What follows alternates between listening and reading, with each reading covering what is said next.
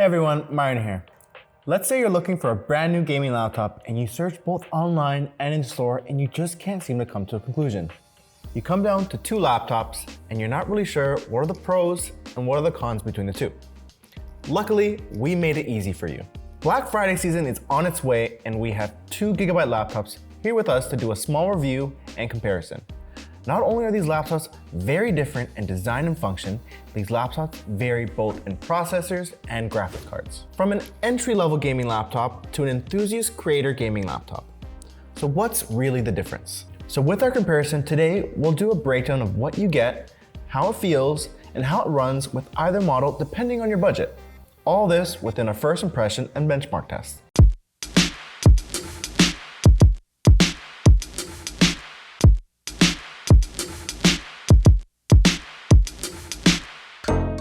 Since we have two laptops today, we split up the review between both our cameraman Jackie, say hi Jackie, and I, your host Myron. With the first laptop we have here being the Gigabyte A5K1, a 15.6-inch full HD display laptop with a Ryzen 5 5600X, a GeForce RTX 3060 with 16 gigabytes, 512 gigabytes SSD, all preloaded with Windows 11. And for our next laptop, the Gigabyte AERO 5 XE4 gaming laptop with an astonishing UHD Samsung AMOLED display, an Intel i7-12700H, RTX 3070 Ti at 16 gigabytes, 1 terabyte of SSD, and just like the A5K1 laptop, preloaded with Windows 11. As discussed earlier, we split the testing to get a better feel for the laptop for both content creation and gaming. So let's start off with the design. When it comes to the design of the A5K1, Jackie noticed right out of the box, this laptop looks and feels more low-key with accents and stylings looking more professional than a lot of gaming laptops out there. But it is chunkier than the AERO for sure. As for the AERO, there's more of a premium feel and look towards the laptop, giving a strong impression of a unit built for gamers and creators in mind. While although lightweight like the A5K1, it does feel more sturdy. Now, let's quickly talk about the features on the A5K1. There's a lot of venting all around, but they're more muted with softer lines looking less like a gaming laptop.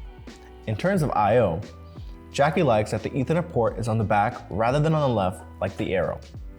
We just wish that the power port was also located in the back just for more desk space. Now, the I/O includes 3 USB Type-A ports, 1 DisplayPort Type-C, 1 mini DisplayPort, an HDMI 2.0 port, an RJ45 Ethernet port, a 3.5mm headphone jack and microphone jack, and a Kensington lock hole.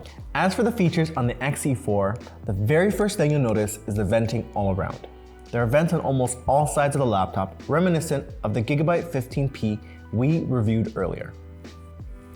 The I/O ports include 3 USB Type-A ports, 1 Thunderbolt Type-C, 1 HDMI port, 1 mini display, and a port for 3.5mm headphone and microphone jack, a UHS SD card reader, and an RJ45 Ethernet port.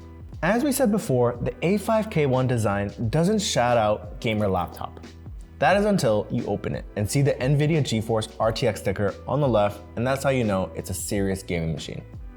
With a 3D Mark score of 8,410 and an average FPS of 70 to 80 on Warzone, this machine covers amateur to enthusiast gamers that want to play and do not care about mind-melting graphics and beastly performance. Then, when it comes to the AERO XE4, this laptop does have more of a creator gaming feel to it. With it having a Samsung 4K UHD display, both creators and gamers can take advantage of the increased fidelity and color accuracy, actually receiving an X-Rite color calibration, certification, and a Pantone color verification. Getting a 3D Mark score of 10,524 and an average FPS of 110 to 120 on Warzone, which is a pretty significant boost between the two laptops. Alright, here's our final thoughts. In terms of handling, we found that if you're a person who likes Cherry MX Red switches, you won't have a problem with the keys on the Gigabyte A5K1. They do feel somewhat spongy, so it's not quite as tactile as the AERO. In terms of cost versus performance, we think that the price justifies the performance at about $13 per FPS on high settings for a gaming laptop. Although the AERO does have a Samsung 4K AMOLED display, we did notice that the laptop did struggle when trying to do 4K gaming, which isn't a surprise for a gaming laptop. We personally recommend playing at 1080p, and depending on the title, go to 1440p to get the best gaming experience. The 4K display is more meant for creators and editors out there who need a portable editing rig. We think that if you're a casual gamer, you should go for the A5K1. And if you're someone who really cares about the quality of the game being played and want to delve deeper into content creation, go for the AERO. And as always, thank you so much for watching. Be sure to leave a like and comment down below on what you want to see next. Subscribe, and don't forget to hit that bell notification so you don't miss out on another video of ours. Till next time. Don't forget to hit that like button so you don't miss out on another video. Till next time. I can do it again.